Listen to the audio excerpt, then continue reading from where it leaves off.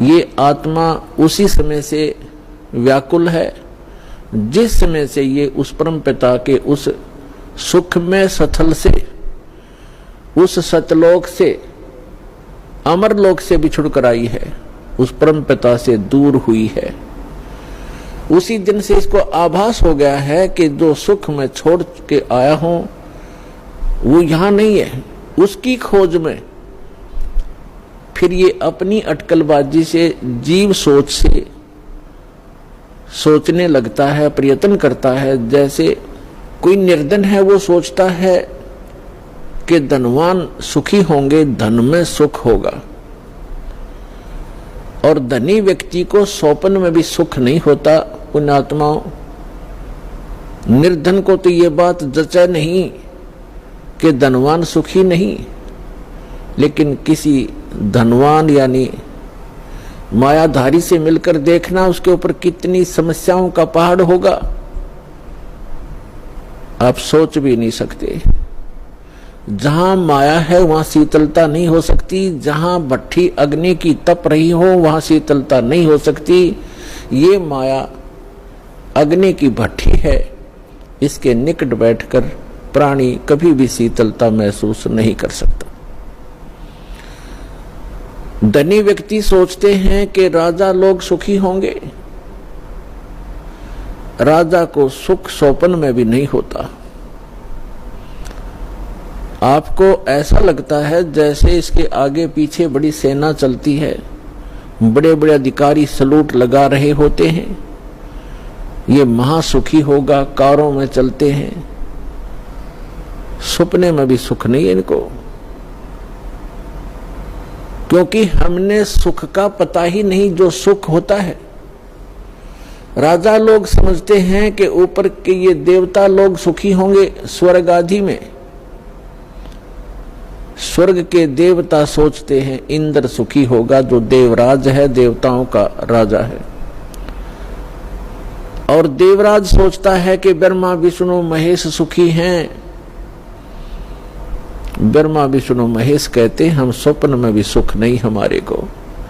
आपने भगवान विष्णु की कथा पढ़ी होगी, बहुत बार सुनाई है। देवी भागवत प्रथम स्कंद में खुद स्वीकार करते हैं श्री विष्णु जी, ब्रह्मा जी को बता रहे हैं कि मैं अधिकतर समय में तप करता हूं और तप से अपने बैटरी चार्ज करके सिद्धियां प्राप्त करके फिर राक्षसों के साथ युद्ध करता हूं।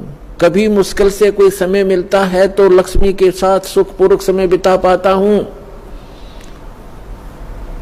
तो खाक सुख है यहां पर। परमात्मा बताते हैं झूठे सुख को सुख कहे, ये मान रया मन मोद, सकल चबीना काल का, कुछ मुख में कुछ गोद।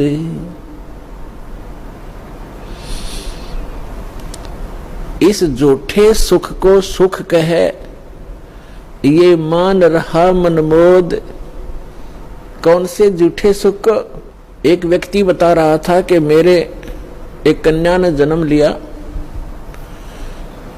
जन्म से उस कन्या के गुदा स्थान नहीं था।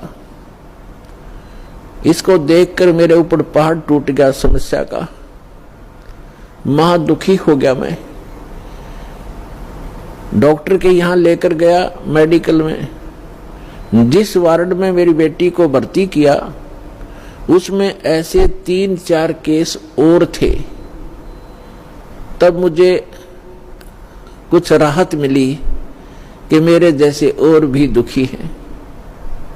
बताओ इससे क्या लाभ मिला उसको? अपना मन में मान लिया कि चलो और भी दुखी हैं तो मैं भी दुखी हूं, कोई बात नहीं। क्या वो दुख हल्का हो गया? क्या गुदा स्थान बन गया बेटी का? तो पुण्यात्माओं, इसे गंदे लोक में रह रहे हम। यह सुख नाम की चीज नहीं है। हम एक दूसरे को दुखी देखकर उससे हल्का दुख हो या उसके बराबर हो, हम अपने राहत मान लेते हैं। या कोई विकल्प नहीं है। जैसे एक व्यक्ति के 3 पुत्र थे। एक पुत्र की मृत्यु होगी, बहुत दुखी बुरी तरह रो रहे हैं, आहार भी नहीं कर रहे हैं। शोक व्यक्त करने वाले व्यक्तियों में एक ऐसा व्यक्ति उपस्थित था जिसका एक ही पुत्र था, वही मृत्यु को प्राप्त हो चुका था।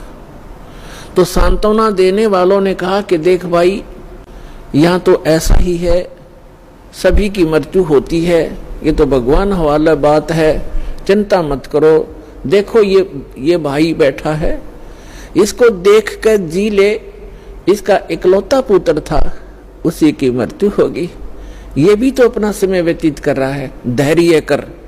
तो तब उस व्यक्ति को कुछ होशी आई, हाथ मुंह धोए, कुछ देर में खाना भी खा लिया। अब उसने ये सुख मान लिया कि देख, इस बेचारे का इकलौता पुत्र था और वही मर गया, मृत्यु को प्राप्त हो गया। शुक्र है मेरे तो 3 थे, मेरा तो एक ही मरा है, 2 तो बचे हैं, पहले इससे सुख मान लिया।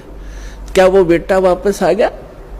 तो यहां परमात्मा कहते हैं झूठे सुख को सुख है ये मान रहा मनमोद, और सकल चबीना काल का, कुछ मुख में कुछ गोद। परमात्मा यहां क्या बताते हैं? भाई तन दर सुखिया कोई न देखा, जो देखा सो दुखिया हो। उदय अस्त की बात करते हैं, मन सबका किया विवेक का हो, सबका किया विवेक का हो।